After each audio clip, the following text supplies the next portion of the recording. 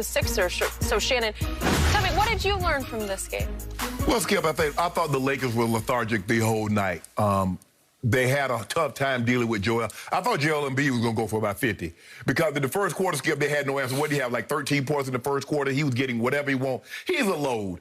And that's what I think when you look at some of the greats and when they talk about Joel Embiid, they see a man that's 7 foot tall, 280 pounds, that can shoot the three ball. He can shoot mid-range. Obviously, he can post you up. He's a very good free throw shooter. Yep. And then some nights he comes out there and gives you 9 points. Some nights he gives you 12 points. And Shaq loses his mind. He's like, bruh, you 7 foot tall, 280. You should be averaging 30 and 15 every single night.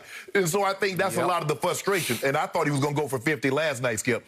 But you see what the Lakers can be when they say, you know what, we finna lock this thing down. And they go on a 13-0 run to take a 1-point lead and give Tobias Harris. They did a great job, put him in a high pick and roll. He got LeBron up off him, got Caruso on him, and he was able to elevate and shoot the ball over the top of him. But for me, Skip, is that the way I'm watching LeBron play right now, I wish he would stay in that aggressive mode like he was the first half. He would have 22 in the first half on 9 of 13 shooting. And then what's he do come out of the third quarter, Skip? Try to get people involved. You know what? Go back to the Cleveland days. Yep. Come along. I got it going. I'm going to keep it going. And then he kind of got out of rhythm, and then he got back in a little rhythm. He still made some great plays, a great pass to AD to take the lead, Skip. But I just say, and AD is struggling right now. Because, Skip, AD was 5 of 10 from the free throw line.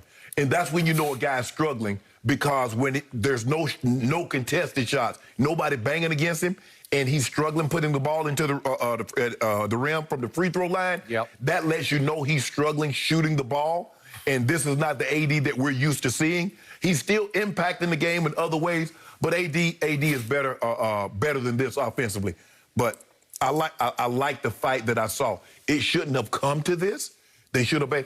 And once Gasol got in trouble, I mean, Montrez is just too small for Joel Embiid, Skip.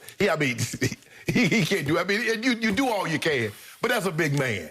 And Trez, what'd you say, Trez? 6'7", maybe 235, 240, and he's giving up 40, 50 pounds to Joel Embiid. But I like what I saw.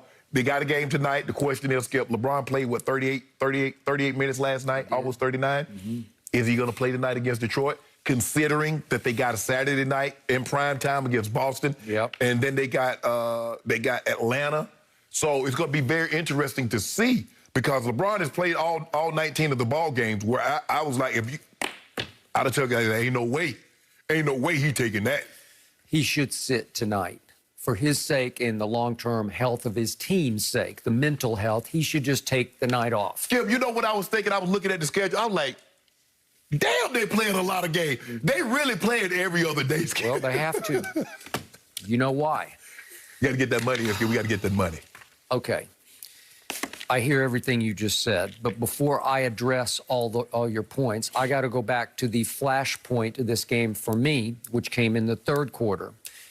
On a Joel Embiid drive, LeBron shocked me by going completely uncharacteristically out of control and shoving, two-hand shoving Joel while he was up in the air and shoving him back to where he lost his balance dangerously and falling on his back, and he's got a bad back to start with.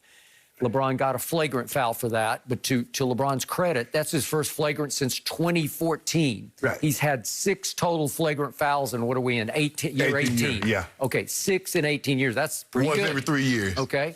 I've told you, he's a nice man. He's a very nice, he's got a big heart, and he plays the right way. That was as shockingly out of character as any move LeBron's ever made on the court. It was a two-hand shove while he was airborne. Well, obviously, that's a cheap shot. That is a literal low blow. And Joel was very ginger trying to get up because he missed the previous game with a bad back. So he fell in a very similar situation like that. He fell similar to that. He did. So for the rest of the game, Joel was a little tentative and a little ginger in his steps up and down the court, and it took a little away from the beast of the East that he can be. And that's what stopped him from being the #1 overall pick, was his back. Remember in college, Skip, he had back surgery. He had back, he had foot, he had all kinds of things. Yeah, I've told you the story.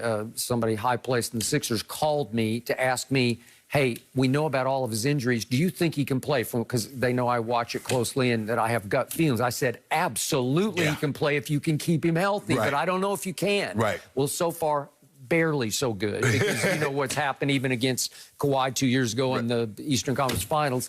He was sick and hurt and sick and hurt and sick and hurt. Well, he's always sick or hurt, right? Yep. That's been the problem. But when he's right, as he was in the first half or even the first 2.5 quarters of this game, as you said, he's pretty hard to stop. Yeah. Okay, so was there method to the madness? Not that LeBron was trying to hurt him, but was he trying to send a message? You know, we're not going to let you just lope in here and dunk on us? Right. I don't know. And his feet got tangled up. I think when LeBron was like, okay, you're not going to dunk on me, and then Joel kind of got off balance, and LeBron was right there, and his feet got swept out from up under him. I don't think if his feet doesn't get swept out from under him, I don't think he falls like that. But that's a big man that's hitting the ground with no protection because he didn't have a chance to brace himself. Nope. And maybe that's a good thing because he probably would have tried to brace himself and maybe hurt himself even worse. Yeah, you're probably right. Okay, so now let's go to the fourth quarter.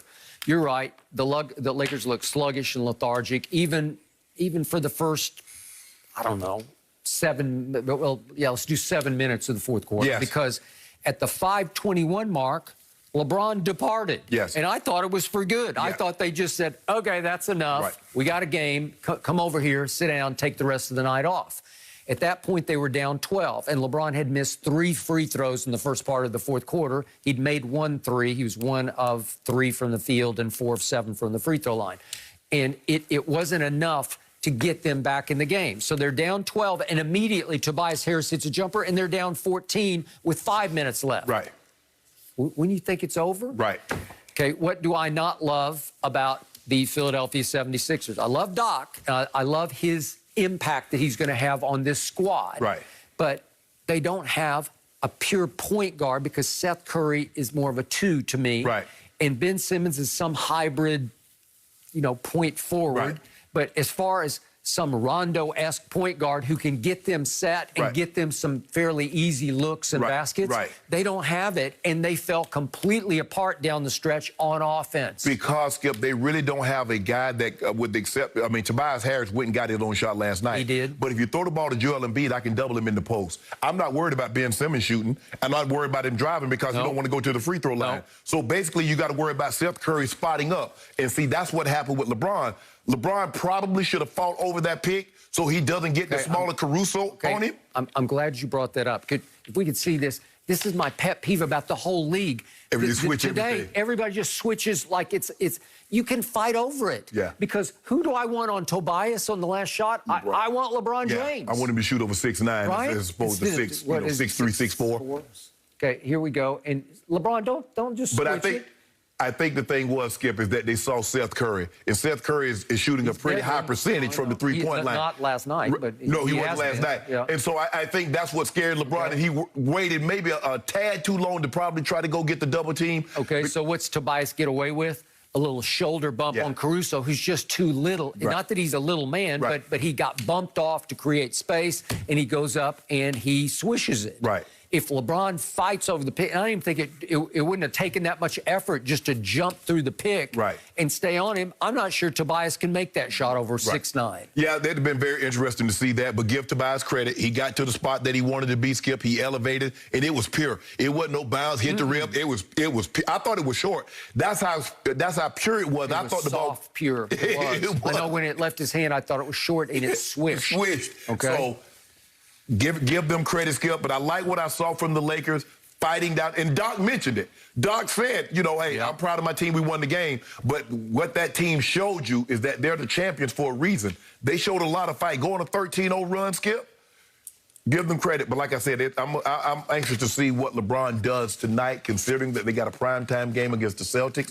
Who they lost the other night. But Detroit... Wait, who'd they lose to? Celtics? They lost last night to the... Spurs. Let's give them some credit. Oh, my goodness. They're still there. They're still barely alive. Come on. What are y'all? Ninth seed? It doesn't matter. Don't worry about it. We got the Celtics last night at home. Y'all did. Y'all got them last night. So. Okay, so here's your issue right now. Marc Gasol played 24 minutes last night and got a grand total of 2 rebounds. You are soft in the middle. He's a little soft in the middle, but you are. Yeah. You're missing Dwight Howard. You're missing JaVale McGee. You need to shore up the middle of your defense with some passion, some energy, some edge. You don't have that from Marc Gasol. We're looking at the trade deadline schedule. We're looking at some buys. Maybe somebody can get bought out. I just hope that the Cavs don't. Well, look, the Cavs is not going to do the Lakers any favor. LeBron's on that team. Maybe if LeBron wasn't on that team, they might be willing to do something. Now, I think they want to keep Jared Allen. They're probably looking to trade JaVale McGee. Yep. Maybe they buy out Andre Drummond.